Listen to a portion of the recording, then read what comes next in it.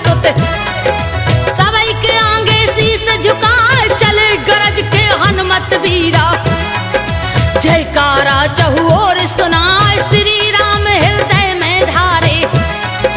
बजरंग उड़े हवा में जाए यहाँ की बात को यहाँ पर छोड़ो और आगे का सुनियो हाल हनुमान की लेने परीक्षा।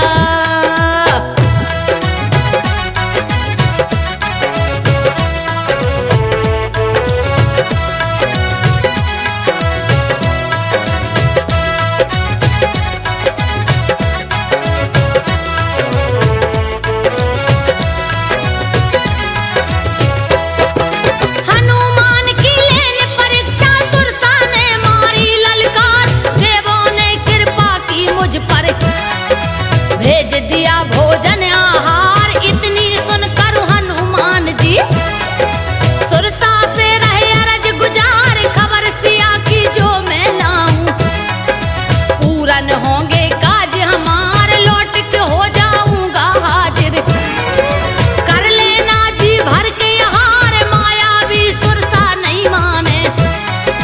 हनुमत मना मना गए हार मायावी सुरसा नहीं माने।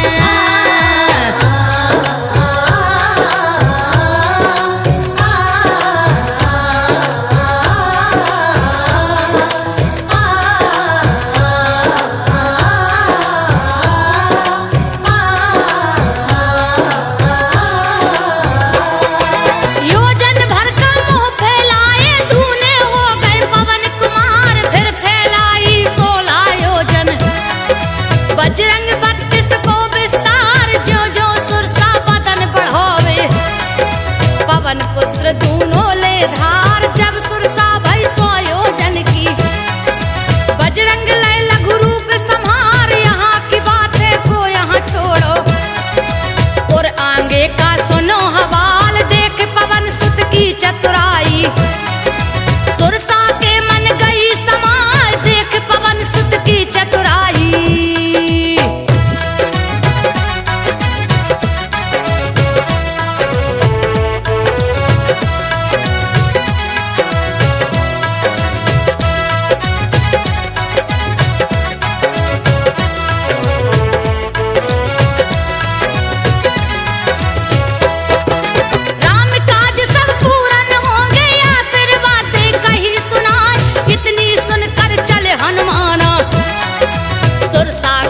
शीस झुकाए सागर में एक रेत निशाचरी। जिसकी माया कहीं न जाए उड़ने वाले जीव जंतु को। परछाई देखत लेखा छल करके माया शक्ति से। हनुमत को लई निकट बुलाए छल पहचान लिया बजरंग ने और हृदय में गई समा छल पहचान लिया बजरंग ने।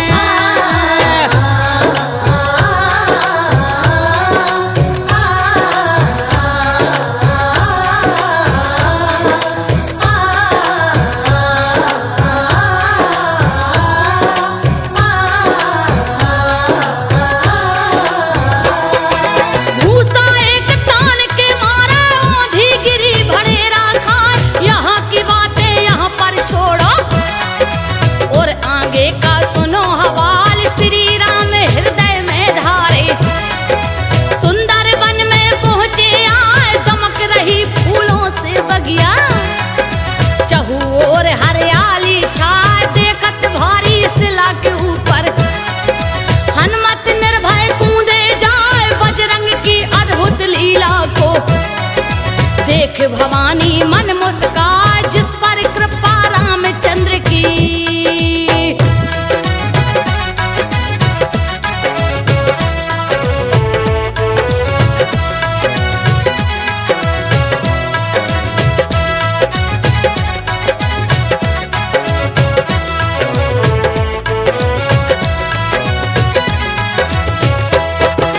जिस पर कृपा रामचंद्र की उनके ढिंगा काल न आए। पर्वत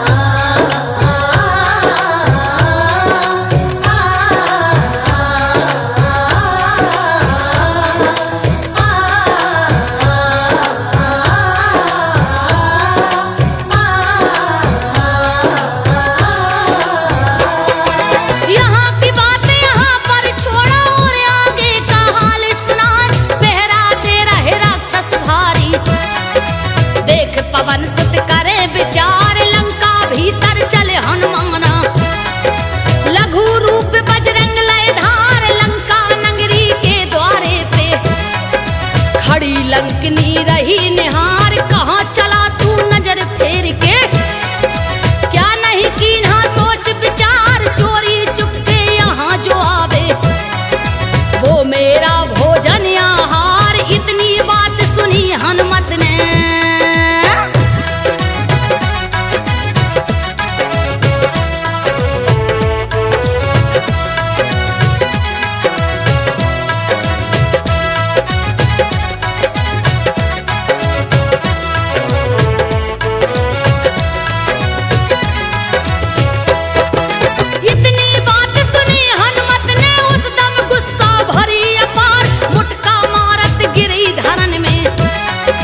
बहने लगी खून की धार, संभल संभल के उठी लंकिनी, बजरंग से लगी अरज गुजार, रावण को वर दिया ब्रह्मा ने, करनी कथनी जानन हार, जिस दम मूर्छित होए लंकिनी, लगतई से वानर की मार, तब अपने हृदय में जानो, सकल निशाचर भये संहार, राम भक्त के दर्शन पाए।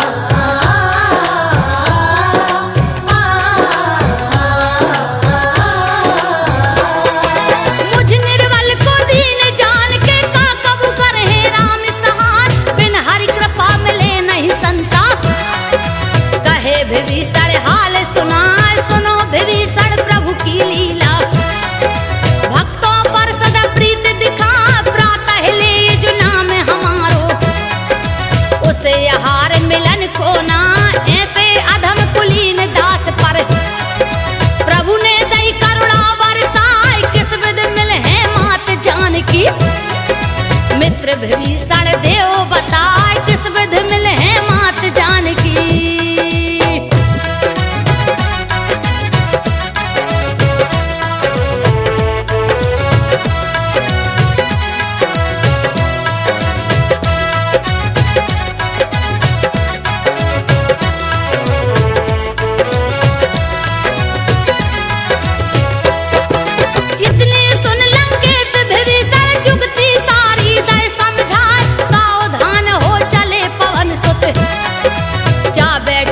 वृक्ष की डार व्याकुल बैठी मात जानकी। मन में छाए दुख अपार राम नाम की रटना लागी। नैनों से लग जल की धार देखत दशा केसरी नंदन। पछता रहे हैं बारंबार भर भरिया में दोनों अखियां। और हृदय में धीरज धार भर भरिया में दोनों अखियां।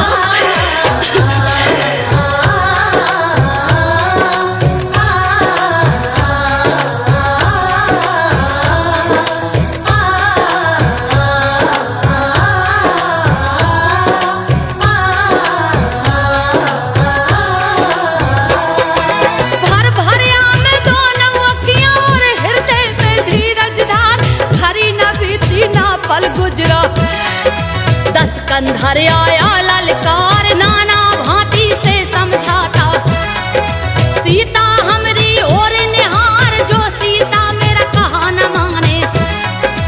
गर्दन बीच चले तलवार लाले लाले आंखें दिखलावे।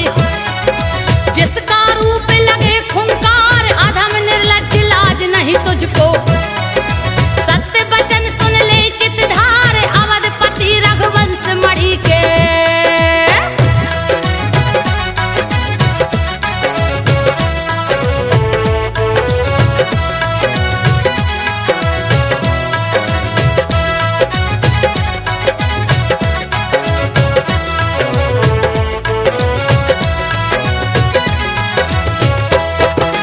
अवधपति रघुवंश मणि के तीरों में है शक्ति अपार। कितनी सुनकर चला 10 कंधर अपनी गुस्सा रहा समाल। सुनकर बातें जनक सुता की म्यान में धर ली है तलवार। लौट के आया रावण महलन बैठा आसन पर बलधार। डाइन चुड़ैलन रूप धार की सीता को लागी धमकान। त्रिजटा सीता की हितकारी प्रभु चरण में चित्त लगा। त्रिजटा ने देखा जो सपना।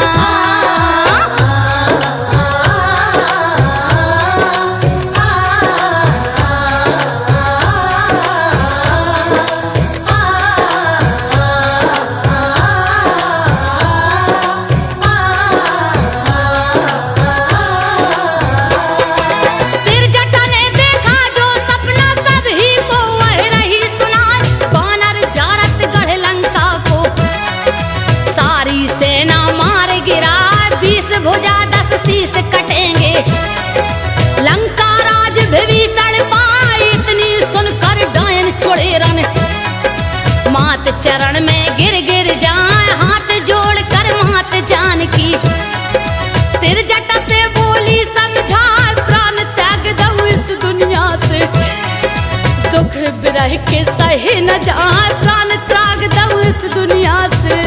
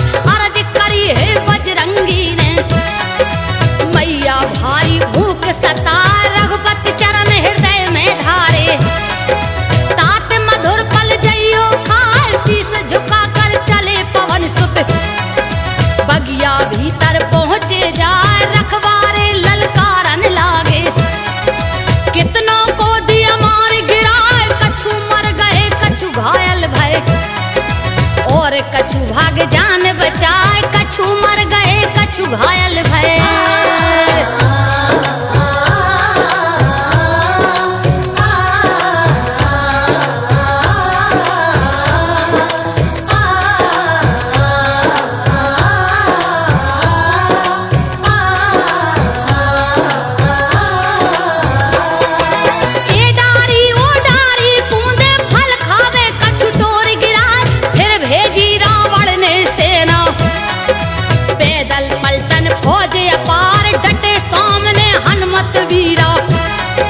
जिनके बल का नहीं सुमार, मारते जामे बढ़ते जामे, मच गई देखो हाहाकार, फिर ले आया अपनी सेना। भारी जोधा अक्षय कुमार, सेना देखत केसरी नंदन, करी गर्जना बड़ी अपार, सेना देखत केसरी नंदन।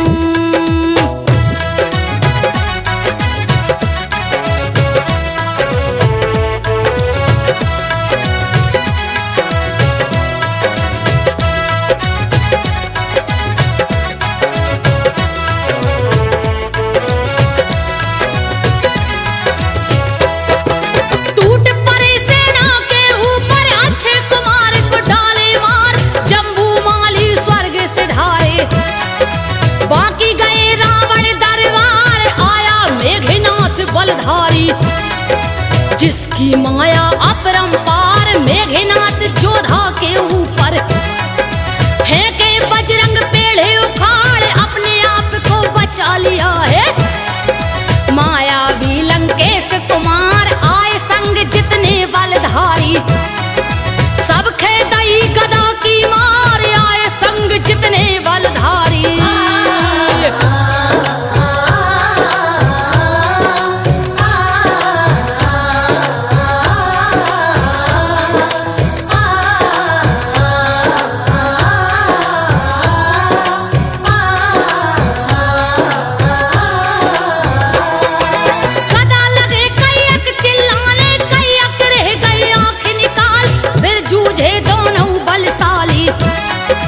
इंद्रजीत और पवन कुमार जैसे लड़े मत वाले हाथी, करने लगे हैं बार पे बार, हनुमत जिया तान के मुटका, बैठ गए एक वृक्ष की डार, शक्तिशाली मेघनाथ को मूर्छित कर दे पवन कुमार, मूर्छा जागी इंद्रजीत की, करता छल माया विस्तार, मूर्छा जागी इंद्रजीत की।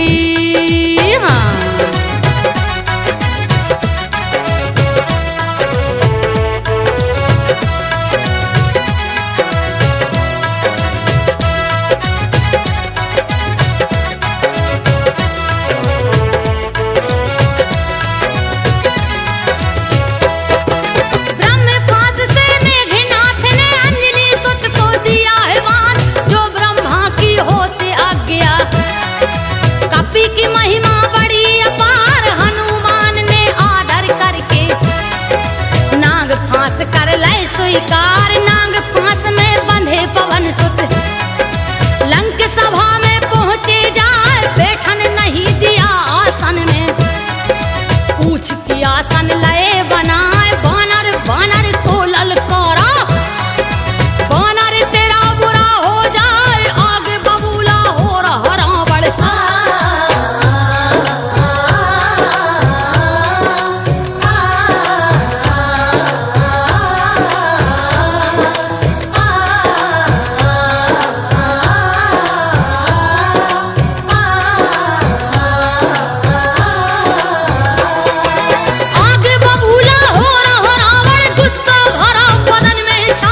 निश्चर मार उजारी बगिया, क्या तेरे मन में डर है ना, अंग भंग हो जाएंगे तेरे, बानर सुन ले कान लगाए, इतनी सुनकर हनुमान जी रावण से बोले समझा, जो मुझे मारा मैं उन्हें मारा, जिस पर बांधे बाप तुम्हार, विनती करूं जोर कर रावण, मानो हमरी राय सलाह, जिनके नाम से काल डरावे।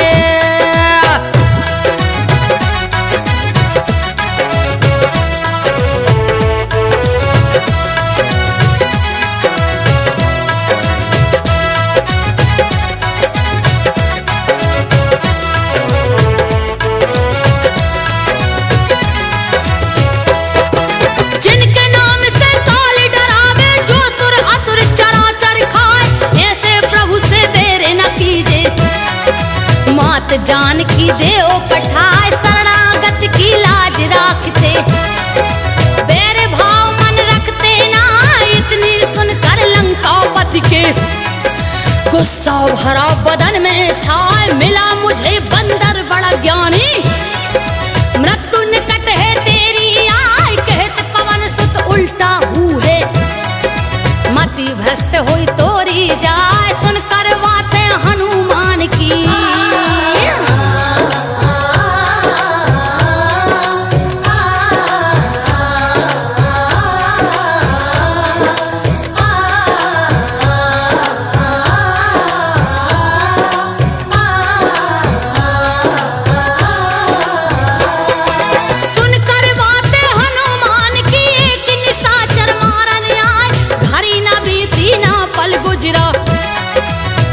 विभीषण पहुँचे आए सकल सभा समझा के बोले पूछ में आगी देव लगा सुन बजरंगी मन मुस्काए भाई सहाय भवानी माँ जितने कपड़ा थे लंका में सभी पूछ में दे लपटाए सबके घर घी तेल से खाली दीप जरावे बचो है ना पूछ में आगी लगा दई है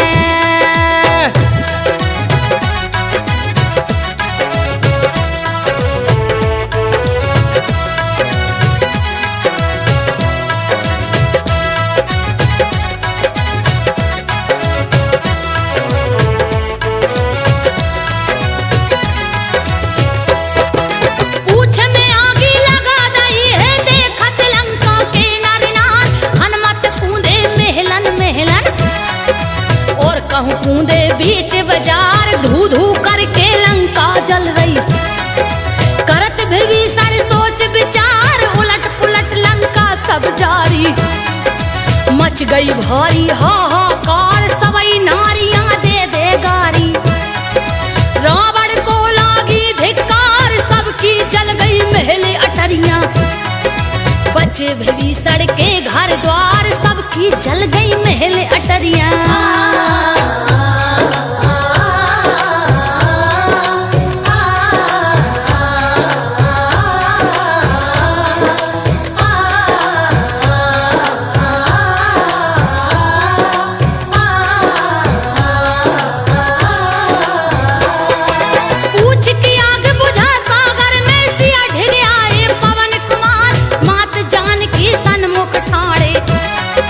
चरण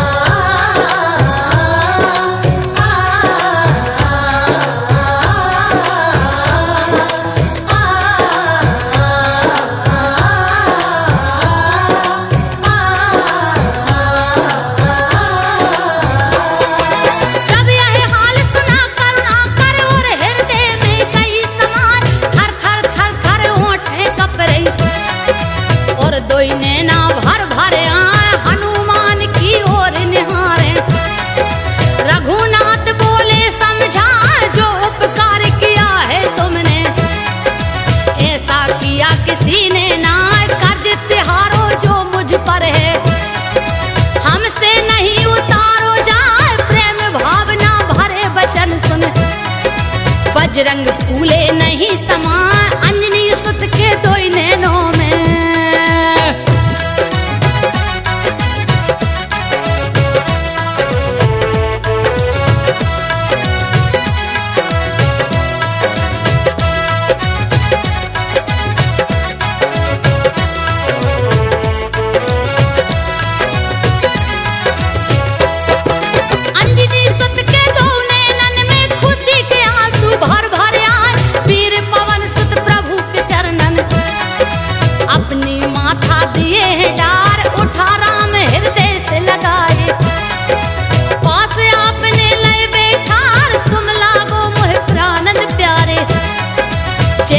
भैया भरत कुमार देख देख रघुपति की प्रीति, वानर दल में भई जयकार, शिव शंकर संग मात भवानी, लीला देख रहे चितधार, जामवंत अंगद सुग्रीव संग।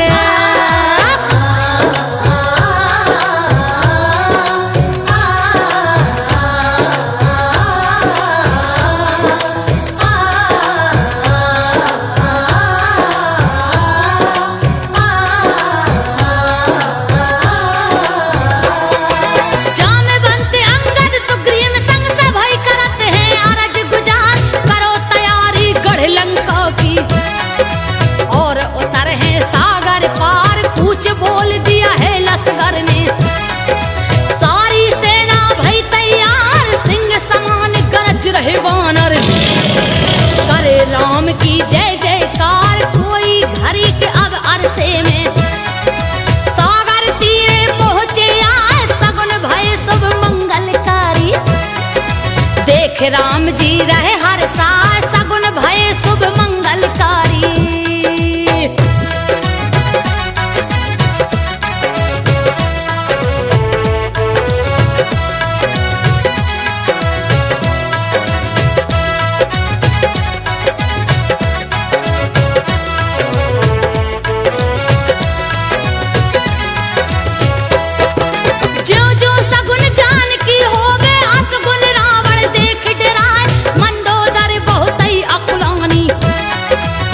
चिंता में डूबी जाए, चरण पकड़ स्वामी से बोली, पर नारी के देव पठाए, रानी रानी को ललकारा, रानी सुन ले कान लगा, तुम तो राज करो महलन में, चिंता किसी बात की ना, सकल जगत को जीतने वाला, नर बानर से क्या घबराए, सकल जगत को जीतने वाला।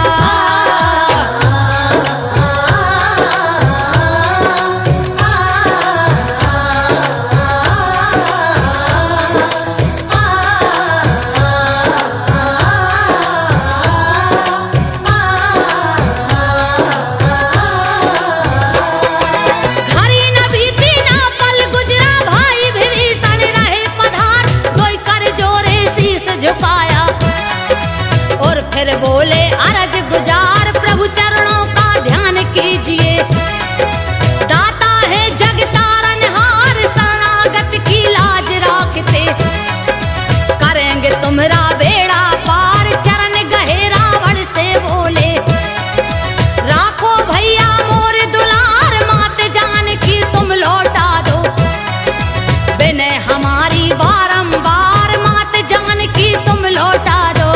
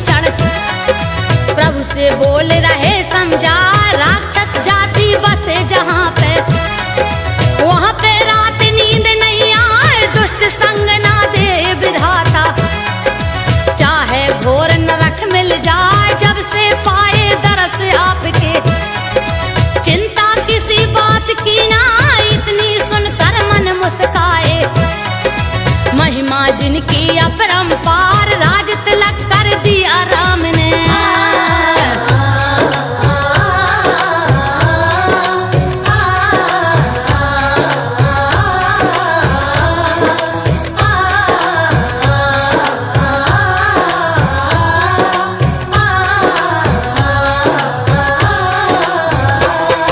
राज तिलक कर दिया राम ने, गढ़ लंका तुम्हारा अधिकार, भई जयकारा वानर दल में, गगन से बरसे सुमन अपार, ऐसे प्रभु को जो ना ध्यावे, उनके जीवन को धिक्कार, किस विधि सागर पार उतरिए। पूछन लागे हैं करतार, कहत विभीषण हे रघुनायक, कर लीजिए विनती एक बार, दोई कर जोरे विनय करत हैं, सकल जगत के तारनहार, दोई कर जोरे विनय करत हैं।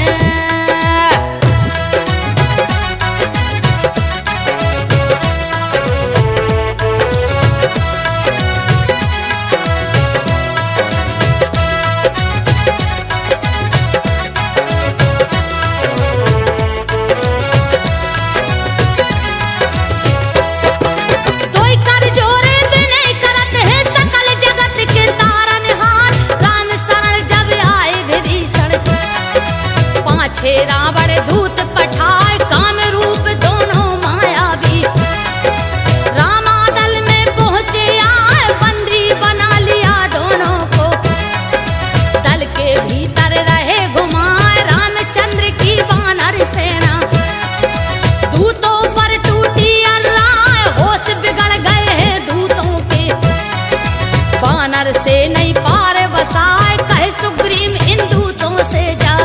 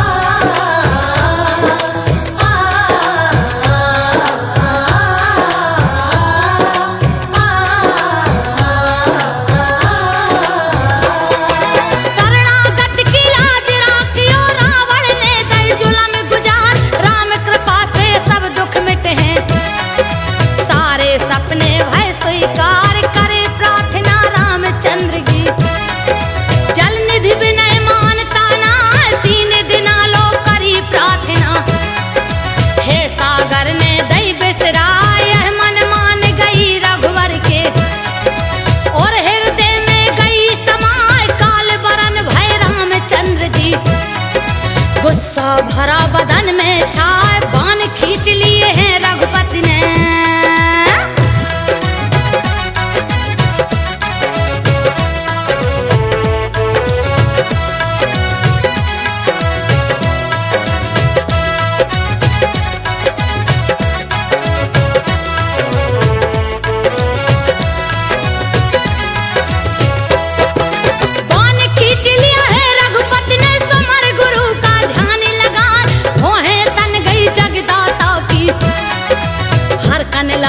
दोई भुजाएं पल में प्रलय हो जाएगी, ऐसो रूप रहे दिखलाए, डगमग डगमग धरनी डोली। तड़ तड़ तड़ के दसों दिशाएं हमन मान गई सागर के, प्रभु चरणों में शीश नवाए, जीव जंतु सब जल जाएंगे, वो सब देंगे प्राण गमाए, हाथ जोड़ के जल देव बोले।